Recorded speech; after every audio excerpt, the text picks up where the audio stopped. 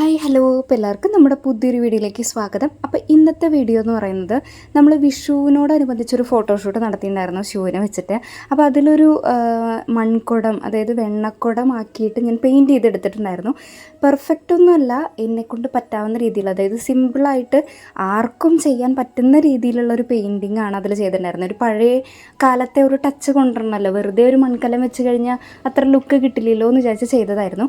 അതിനുവേണ്ടി ഞാൻ എടുത്തിട്ടുണ്ടായിരുന്നത് പോസ്റ്റർ കളേഴ്സാണ് കേട്ടോ. അത് വെള്ളത്തിലൊക്കെ തൊട്ട് കഴിഞ്ഞാൽ കയ്യിലാവും, അങ്ങനെ പെർമനൻ്റായിട്ട് നിൽക്കുന്ന കളേഴ്സല്ല എൻ്റെ കയ്യിൽ, അതുണ്ടായിരുന്നുള്ളൂ തൽക്കാലത്തിന്.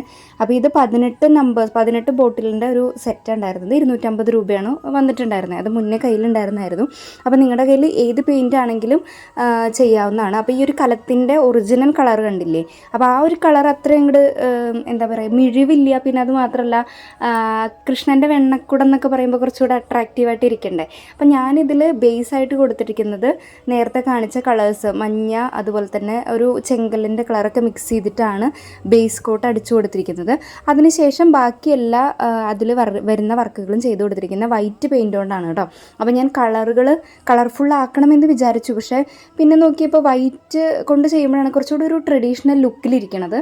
കളേഴ്സ് നന്നായിട്ട് മിക്സ് ചെയ്ത് വരുമ്പോൾ അത്രയും ഇങ്ങോട്ട് മിഴിവ് കിട്ടണില്ല, അത്രയും ഇങ്ങോട്ട് ഒരു പ്രൊജക്റ്റ് ചെയ്ത് നിൽക്കുന്നില്ല.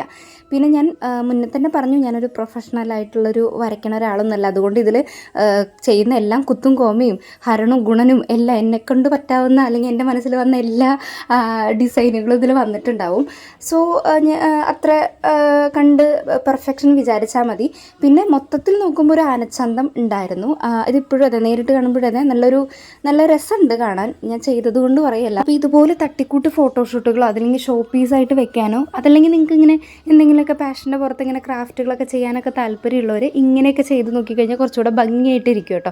നമുക്കങ്ങനെ വലിയ പെർഫെക്റ്റായിട്ട് വരയ്ക്കാൻ അറിയില്ലെങ്കിൽ കൂടെ മൊത്തത്തിൽ കാണുമ്പോൾ ഒരു ആനച്ചന്തവും നല്ലൊരു ലുക്കും ഒക്കെ തരുന്ന ഒരു സംഭവമായിട്ട് എനിക്ക് തോന്നി ഈ പോട്ട് പെയിൻറ്റിങ് എന്ന് പറയുന്നത്. അപ്പോൾ എന്നെക്കൊണ്ട് പറ്റാത്ത രീതിയിൽ ഞാൻ ചെയ്ത് വെച്ചിട്ടുണ്ട്. എനിക്ക് എന്തായാലും നല്ല ഇഷ്ടപ്പെട്ടു. ഫോട്ടോയിലാണെങ്കിലും നല്ല അട്രാക്റ്റീവായിട്ട് ഇരിക്കുന്നതായിട്ട് തോന്നിയായിരുന്നു. അപ്പോൾ നിങ്ങൾക്ക് എങ്ങനെയുണ്ട് എന്നുള്ളത് ജസ്റ്റ് ഒന്ന് പറയുക. ഇഷ്ടപ്പെട്ടെങ്കിൽ തീർച്ചയായിട്ടും പറയാൻ മറക്കരുത് കേട്ടോ.